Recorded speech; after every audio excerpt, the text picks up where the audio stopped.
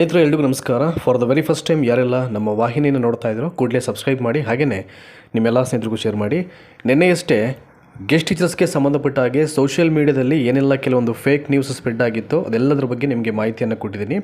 So ಆ ವಿಡಿಯೋನ ನೋಡಿದಂಥ ಸಾಕಷ್ಟು ಜನ ಅಭ್ಯರ್ಥಿಗಳು ಆ್ಯಂಡ್ ಸಮ್ವೇರ್ ಎಲ್ಲ ಒಂದು ಕಡೆ ಈ ಕಮೆಂಟ್ಸ್ ಮುಖಾಂತರವಾಗಿ ಒಂದಷ್ಟು ಪ್ರಶ್ನೆಯನ್ನು ಕೇಳಿದ್ದಾರೆ. ಈಗ ಈ ಗೆಸ್ಟ್ ಟೀಚರ್ ರಿಕ್ರೂಟ್ಮೆಂಟ್ಗೆ ಸಂಬಂಧಪಟ್ಟ ಹಾಗೆ ಅದಕ್ಕಿಂತ ಮುಂಚೆ 2026 ಅಂದರೆ ನೆಕ್ಸ್ಟು ಏನು ಅಪ್ಕಮಿಂಗ್ ಅಕಾಡೆಮಿಕ್ ಇಯರ್ ಶುರುವಾಗ್ತಾ ಇದೆಯೋ, ಸೊ ಅದಕ್ಕೆ ಸಂಬಂಧಪಟ್ಟ ಹಾಗೆ ಹೊಸ ಅತಿಥಿ ಶಿಕ್ಷಕರ ನೇಮಕಾತಿಗೆ ಸಂಬಂಧಪಟ್ಟ ಹಾಗೆ ಇಲಾಖೆಯಿಂದ ಇದುವರೆಗೂ ಯಾವುದೇ ರೀತಿಯ ಅಧಿಕೃತ ಅಧಿಸೂಚನೆ ಆಗಲಿ ಸುತ್ತೋಲೆ ಆಗಲಿ ಇನ್ನೂ ಕೂಡ ಬಿಡುಗಡೆ ಆಗಿಲ್ಲ. ಫಸ್ಟೇ ನಿಮಗೆ ಇದಕ್ಕೆ ಸಂಬಂಧಪಟ್ಟ ಹಾಗೆ ಕ್ಲಾರಿಟಿಯನ್ನು ಕೊಡ್ತಾ ಇದ್ದೀನಿ. ಸೊ ಈಗ ಅಭ್ಯರ್ಥಿಗಳು ಏನು ಪ್ರಶ್ನೆಯನ್ನು ಕೇಳಿದ್ರು ಅದಕ್ಕೆ ಬರೋಣ. ಈಗ ಅವ್ರು ಕೇಳಿರುವಂಥದ್ದು, ಸರ್ ಈ ಗೆಸ್ಟ್ ಟೀಚರ್ಸ್ ರಿಕ್ರೂಟ್ಮೆಂಟ್ ನೋಟಿಫಿಕೇಷನ್ ಆಯಿತು ಅಂತಂದರೆ ಇದರ ಒಂದು ಪ್ರಾಸೆಸ್ ಹೇಗಿರುತ್ತೆ, ಅದರ ಆಯ್ಕೆ ಪ್ರಕ್ರಿಯೆಯನ್ನು ಹೇಗೆ ಮಾಡಲಾಗುತ್ತೆ ಅಂತ ಕೇಳಿದರೆ, ಆನ್ಲೈನ್ ಮೋಡಲ್ಲಿ ಮಾಡ್ತಾರೋ ಅಥವಾ ಆಫ್ಲೈನ್ ಮೋಡಲ್ಲಿ ಇದರ ಆಯ್ಕೆ ಪ್ರಕ್ರಿಯೆ ಇರುತ್ತೆ ಅಂತ ತುಂಬ ಜನ ಕೇಳಿದರೆ. ಸೊ ಯಾವುದೇ ಕಾರಣಕ್ಕೂ ಇದುವರೆಗೂ ಅತಿಥಿ ಶಿಕ್ಷಕರ ನೇಮಕಾತಿ ಎಷ್ಟಾಗಿದೆಯೋ ಅವೆಲ್ಲವೂ ಕೂಡ ಆಫ್ಲೈನ್ ಮೋಡಲ್ಲೇ ಆಗಿರುವಂಥದ್ದು. ಇದಕ್ಕೆ ಯಾವುದೇ ರೀತಿಯ ಆನ್ಲೈನ್ ಮೋಡ್ನ ಅರ್ಜಿಗಳನ್ನು ಹಾಕ್ತಕ್ಕಂಥ ಯಾವುದೇ ಅವಕಾಶಗಳಿಲ್ಲ. ಇಲಾಖೆಯಿಂದ ಇದರ ಬಗ್ಗೆ ಯಾವುದೇ ಮಾಹಿತಿ ಇಲ್ಲ. ಅಂದರೆ ಆನ್ಲೈನ್ ಪ್ರೊಸೀಜರ್ ಇಲ್ಲವೇ ಇಲ್ಲ ಗೆಸ್ಟ್ ಟೀಚರ್ ನೇಮಕಾತಿಗೆ. ಸೊ ಪ್ಯೂರ್ಲಿ ನಿಮ್ಮ ಆಫ್ಲೈನ್ ಮುಖಾಂತರವಾಗಿ ನಿಮ್ಮ ಎಜುಕೇಷನ್ ಕ್ವಾಲಿಫಿಕೇಷನ್ ಡೀಟೇಲ್ಸನ್ನು ಜೆರಾಕ್ಸ್ ಪ್ರತಿಗಳನ್ನು ತೊಗೊಂಡೋಗ್ಬಿಟ್ಟು ಸಂಬಂಧಪಟ್ಟ ಶಾಲೆಗಳಿಗೆ ನೀವು ಯಾವ ಹುದ್ದೆಗೆ ಆ್ಯಸ್ ಎ ಗೆಸ್ಟ್ ಟೀಚರ್ಸ್ ಆಗಿ ವರ್ಕ್ ಮಾಡಬೇಕು ಅಂತ ಅಂದ್ಕೊಂಡಿದ್ರೋ ಆ ಹುದ್ದೆಗೆ ನಿಮ್ಮ ಸಂಬಂಧಿತ ಶೈಕ್ಷಣಿಕ ದಾಖಲೆಗಳನ್ನು HMSಗೆ ಪ್ರೊವೈಡ್ ಮಾಡಬೇಕಾಗುತ್ತೆ, ಅಷ್ಟೇ ಅದು. ಸೊ ಆಫ್ಲೈನ್ ಮುಖಾಂತರವಾಗಿಯೇ ಅರ್ಜಿಯನ್ನು ಕೊಡಬೇಕು. ಯಾವುದೇ ರೀತಿಯ ಆನ್ಲೈನ್ ಮುಖಾಂತರ ಅರ್ಜಿಯನ್ನು ಇದಕ್ಕೆ ಸಲ್ಲಿಸೋ ಆಗಿಲ್ಲ. ಅವೆಲ್ಲವೂ ಕೂಡ GFGC ಕಾಲೇಜಲ್ಲಿ ಯಾರು ವರ್ಕ್ ಮಾಡ್ತಾರೋ ಗೆಸ್ಟ್ ಲೆಕ್ಚರರ್ಸು ಅವ್ರಿಗೇ ಆಗುತ್ತೆ. ಸೊ ಅವರು ಒಂದಷ್ಟು ಆನ್ಲೈನ್ ಪ್ರೊಸೀಜರ್ ಅವ್ರಿಗಿರ್ತದೆ. ಅದನ್ನು ಬಿಟ್ಟರೆ ಸೊ ಕಿರಿಯ ಮತ್ತು ಹಿರಿಯ ಪ್ರಾಥಮಿಕ ಶಾಲೆಗಳ ಗೆಸ್ಟ್ ಟೀಚರ್ಗೆ ಅವೆಲ್ಲವೂ ಕೂಡ ಅಪ್ಲಿಕೇಬಲ್ ಆಗಲ್ಲ. ಇದು ಒಂದು ವಿಚಾರ. ಇನ್ ಕೇಸ್ ಏನಾದರೂ ಲಾಸ್ಟ್ ಇಯರ್ ಹಾಗೆ ಸೊ ಜೂನ್ ಫಸ್ಟ್ ವೀಕಲ್ಲಿ ನೋಟಿಫಿಕೇಷನ್ ಮಾಡಿ ಜೂನ್ ಫಸ್ಟ್ ವೀಕಲ್ಲೇ ತಗೊಳ್ತಕ್ಕಂಥ ಅವಕಾಶಗಳಾದರೆ, ಇನ್ ಕೇಸ್ ಬೇಗ ಈ ವರ್ಷ ನೋಟಿಫಿಕೇಷನ್ ಮಾಡಿದ್ದೇ ಆದರೆ ಅದರ ಪ್ರಕ್ರಿಯೆಗಳು ಹೇಗಿರುತ್ತೆ ಅಂತ ನೋಡಿ. ಫಸ್ಟು ಎಂಟೈರ್ ಸ್ಟೇಟಲ್ಲಿ ಎಷ್ಟು ಅತಿಥಿ ಶಿಕ್ಷಕರ ಹುದ್ದೆಗಳನ್ನು ತಗೊಳ್ಬೇಕು ಅಂತ ಮೊದಲು ಅವ್ರು ಬಿಡ್ತಕ್ಕಂಥ ಸುತ್ತೋಲೆಯಲ್ಲಿ ನಂಬರ್ ಆಫ್ ಹುದ್ದೆಗಳನ್ನು ಹೇಳಿಬಿಡ್ತಾರೆ, ಅದರಲ್ಲಿರುತ್ತೆ ನಿಮಗೆ. ಅದಾದಮೇಲೆ ಪ್ರತಿಯೊಂದು ತಾಲೂಕುಗಳು ಏನು ಮಾಡ್ತವೆ, ಫಸ್ಟು ಸ್ಟೇಟ್ ನೋಟಿಫಿಕೇಷನ್ ಅಂತ ಫಸ್ಟ್ ಬಿಡ್ತಾರೆ. ಅದೊಂದು ಸುತ್ತೋಲೆ ಅಂತ ಭಾವಿಸ್ಕೊಳ್ಳಿದ್ದನ್ನು, ಅಂದರೆ ಅಧಿಸೂಚನೆ ಅಂತೇನು ಬರಲ್ಲ, ಇದಕ್ಕೆ ಸುತ್ತೋಲೆ ಅಂತ ಪ್ರಿಪೇರ್ ಮಾಡಿ ಕಳಿಸ್ತಾರೆ. ಅದೊಂದು ಸುತ್ತೋಲೆನೇ ಎವ್ರಿ ಇಯರ್. ಆದರೆ ಇದ್ರ ರೂಲ್ಸ್ ಏನಾಗುತ್ತೆ, ಪ್ರತಿ ವರ್ಷ ಅವ್ರಿಗೆ ಹೊಸ ರೂಲ್ಸನ್ನು ತಂದಾಗ ಏನಾಗುತ್ತೆ, ಒಂದಷ್ಟು ಕನ್ಫ್ಯೂಷನ್ ಕ್ರಿಯೇಟ್ ಆಗಿಬಿಡುತ್ತೆ.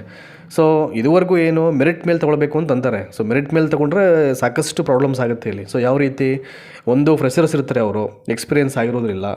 ಸೊ ಫ್ರೆಷರ್ಸ್ಗೆ ಅವಕಾಶವನ್ನು ಕೊಟ್ಟಾಗ ಏನಾಗುತ್ತೆ, ಈಗಾಗಲೇ ಹಲವಾರು ವರ್ಷಗಳ ಕಾಲ ಅಲ್ಲಿ ಎಕ್ಸ್ಪೀರಿಯೆನ್ಸ್ ಆಗಿರೋರಿಗೆ ಅವ್ರಿಗೆ ಇಂಜಸ್ಟಿಸ್ ಪ್ರೊವೈಡ್ ಮಾಡ್ದಂಗೆ ಆಗುತ್ತೆ.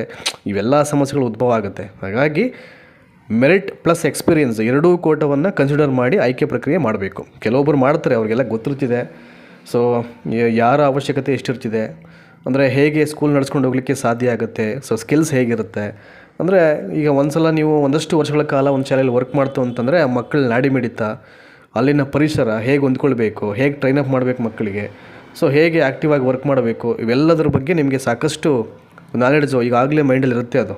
ಸೊ ಆ ಬೇಸ್ ಮೇಲೆ ಮತ್ತೆ ವರ್ಕ್ ಮಾಡಲಿಕ್ಕೆ ಒಂದು ಅವಕಾಶ ಸಿಗ್ಬೋದು ಎಕ್ಸ್ಪೀರಿಯೆನ್ಸ್ ಆಗಿದ್ರೆ. ಅದನ್ನು ಕೂಡ ನಾನು ಕನ್ಫರ್ಮ್ ಮಾಡಲಿಕ್ಕಾಗಲ್ಲ, ಆಯಿತಾ. ಹಾಗಾಗಿ ನಾನು ಮುಂಚೆನೇ ಹೇಳಿದ್ದೀನಿ, ಪ್ರತಿ ವರ್ಷ ಗೆಸ್ಟ್ ಟೀಚರ್ ಪೋಸ್ಟನ್ನು ನೀವು ಯಾವ ಶಾಲೆಯಲ್ಲಿ ಅಪ್ಲಿಕೇಶನ್ ಹಾಕಬೇಕು ಅಂತ ಅನ್ಕೋತೀರ ನೀವು, ಅದೇ ಶಾಲೆಯಲ್ಲಿ ನನ್ನ ಪೋಸ್ಟ್ ಕನ್ಫರ್ಮ್ ಆಗಿರುತ್ತೆ ಅಂತ ಅಂದ್ಕೊಳ್ಳೋಕ್ಕಾಗಲ್ಲ. ಅದು ನಿಮಗೆ ಗೊತ್ತಿರಲಿ, ಆಯಿತಾ. ಸೊ ಬೇರೆ ಸ್ಕೂಲ್ಸ್ಗೆ, ನಿಯರೆಸ್ಟ್ ಸ್ಕೂಲ್ಸ್ಗೆ ಅಪ್ಲಿಕೇಶನ್ ಹಾಕಲಿಕ್ಕೆ ಟ್ರೈ ಮಾಡಿ. ಸೊ ಸ್ಟೇಟಿಂದ ಒಂದು ಸುತ್ತೋಲೆ ಬಿಡುಗಡೆ ಆದ ನಂತರದಲ್ಲಿ ಮತ್ತು ಪ್ರತಿಯೊಂದು ತಾಲೂಕುಗಳು ಏನು ಮಾಡ್ತವೆ, ಆವಾಗ ಈಗ ಒಂದು 45,000 50,000 ಸಾವಿರ ಅಂತ ಒಂದು ನಂಬರ್ ಕೊಟ್ಬಿಡ್ತಾರೆ. ಈಗ 50,000 ಅತಿಥಿ ಶಿಕ್ಷಕರನ್ನ ತಗೊಳ್ಳಿ ಅಂತ ಅಂದ್ಬಿಟ್ಟು ಆಗೇನು ಮಾಡ್ತವೆ, ಪ್ರತಿಯೊಂದು ತಾಲೂಕುಗಳು ಆ ಒಂದು ತಾಲೂಕಿನ ವ್ಯಾಪ್ತಿಗೆ ಬರ್ತಕ್ಕಂಥ ಸ್ಕೂಲ್ಸ್ಗೆ ಅವ್ರ ಕಡೆಯಿಂದ ಒಂದು ಸರ್ಕ್ಯುಲರ್ ಹಾಕ್ತಾರೆ. ಏನು ಸರ್ಕ್ಯುಲರ್ ಹಾಕ್ತಾರೆ, ಸೊ ನಿಮ್ಮ ಶಾಲೆಯಲ್ಲಿ ಅಗತ್ಯವಾಗಿ ಬೇಕಾಗಿರ್ತಕ್ಕಂಥ ಅತಿಥಿ ಶಿಕ್ಷಕರಿಗೆ ಸಂಬಂಧಪಟ್ಟ ಮಾಹಿತಿಯನ್ನು, ಅಂದರೆ ಖಾಲಿ ಹುದ್ದೆಗಳನ್ನು ಕೊಡಬೇಕು ಅವರು. ಈಗ ಯಾವುದೋ ಒಂದು ಶಾಲೆಯಲ್ಲಿ ಕನ್ನಡ, ಸೋಷಿಯಲ್ ಸೈನ್ಸು, ಇಂಗ್ಲೀಷ್ ಹುದ್ದೆಗಳು 3 ಹುದ್ದೆಗಳು ಖಾಲಿರುತ್ತೆ ಅಂತ ಅಂದ್ಕೊಳ್ಳಿ. ಆ ಪ್ಲೇಸ್ಗೆ ಗೆಸ್ಟ್ ಟೀಚರ್ಸನ್ನೇ ಕೊಡಬೇಕಾಗತ್ತೆ. ಅವಾಗೇನಾಗುತ್ತೆ, ರೇಷಿಯೋ ಪ್ರಕಾರ ನೋಡಬೇಕು. ಈಗ 3 ಹುದ್ದೆ ಇದೆ ಅಂತಂದರೆ 3 ಅತಿಥಿ ಶಿಕ್ಷಕರನ್ನು ಒಂದೇ ಶಾಲೆಗೆ ಕೊಡಲ್ಲ ಅಲ್ವಾ. ಯಾಕೆಂದರೆ ಒಂದು ತಾಲೂಕಿಗೆ ನಿಗದಿ ಆಗೋದು ಡಿಪೆಂಡ್ ಅಪಾನ್ ರೇಷಿಯೋ. ಈಗ ಒಂದು ತಾಲೂಕಲ್ಲಿ ಎಷ್ಟು ಸ್ಕೂಲ್ಸ್ ಬರುತ್ತೆ ಅಷ್ಟು ಶಾಲೆಗಳ ಮಕ್ಕಳ ಸಂಖ್ಯೆ ಎಷ್ಟು ಅಂತ ನೋಡಿಕೊಂಡು ಈ ಅತಿಥಿ ಶಿಕ್ಷಕರ ಒಂದು ಸಂಖ್ಯೆಯನ್ನು ಕೊಡಲಾಗುತ್ತೆ.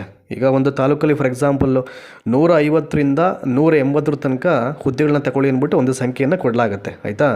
ಸೊ ಒಂದೊಂದು ಸಲ ಏನಾಗುತ್ತೆ, ಎಲ್ಲಿಗೆ ಅಗತ್ಯವಾಗಿ ಬೇಕಾಗೇ ಇರ್ತದೆ, ಬೇಕೇ ಬೇಕು ಅಂತಕ್ಕಂಥ ಒಂದು ಅವಕಾಶ ಇದ್ದಾಗ ಅಂಥ ಟೈಮಲ್ಲಿ ಮಾತ್ರ, ಈಗ 3 ಹುದ್ದೆ ಇದ್ದರೆ 1-2 ಹುದ್ದೆಗೆ ಮಾತ್ರ ಕೊಡ್ಬೋದು ಗೆಸ್ಟ್ ಟೀಚರ್ಸನ್ನು. ಆ 3 ಹುದ್ದೆಗಳಿಗೆ ಕೊಡಲ್ಲ ಇಲ್ಲಿ.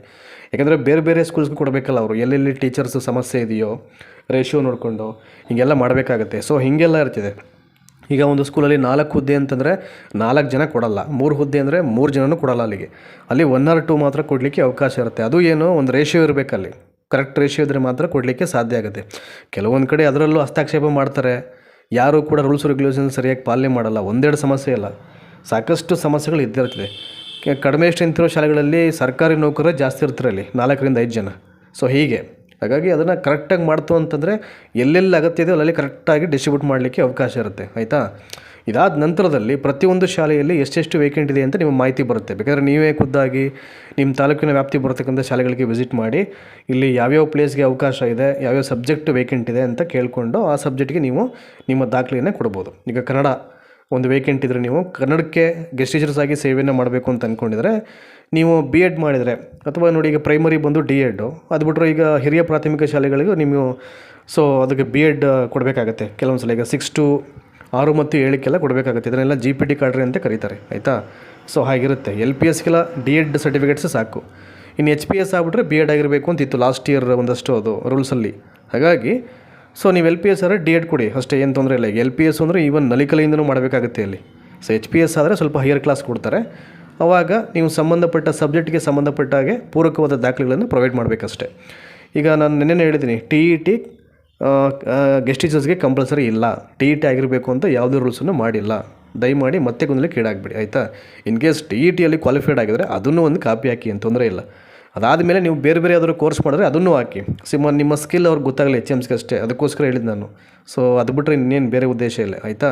ಸೊ ಇದು ಈ ರೀತಿಯಾಗಿ ನಿಮಗೆ ಆಯ್ಕೆ ಪ್ರಕ್ರಿಯೆ ಇರುತ್ತೆ. ಅವೆಲ್ಲವನ್ನು ನೋಡಿಕೊಂಡು ಅವ್ರು ಕನ್ಸಿಡರ್ ಮಾಡ್ತಾರೆ. ಅವರು ಆಲ್ಮೋಸ್ಟ್ ಫಸ್ಟ್ ಪ್ರಯಾರಿಟಿ ಯಾವಾಗಲೂ ಎಕ್ಸ್ಪೀರಿಯನ್ಸ್ ಇರೋರಿಗೆ ಕೊಡಬೇಕಾಗುತ್ತೆ. ಯಾಕೆಂದರೆ ಅವ್ರಿಗೆಲ್ಲ ಗೊತ್ತಿರುತ್ತೆ, ಒಂದಷ್ಟು ವರ್ಷಗಳ ಕಾಲ ಅಲ್ಲಿ ಸರ್ವಿಸ್ ಮಾಡಿರ್ತಾರೆ ಅಲ್ವಾ, ಎಲ್ಲವನ್ನು ನೋಡ್ಕೊಂಡು ಮಾಡ್ತಾರೆ.